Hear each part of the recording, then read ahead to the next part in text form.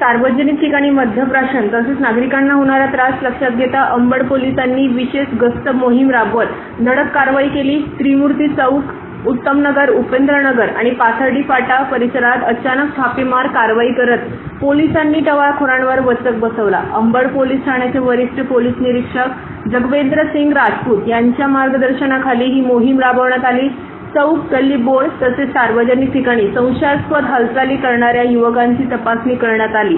यावेळी पोलिसांनी तब्बल 20 टवाळखोरांना ताब्यात घेत त्यांच्यावर प्रतिबंधक कारवाई केली।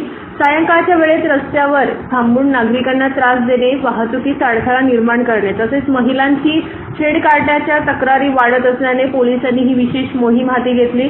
अचानक झालेल्या या कारवाईमुळे परिसरातील टवाळखोरांमध्ये खळबळ उडाली आहे।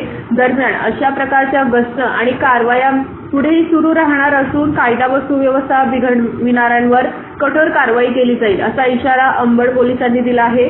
पोलिसांच्या या कारवाईचे नागरिकांनी स्वागत केले आहे। 4 न्यूजसाठी मोहसिन पठाण, नाशिक।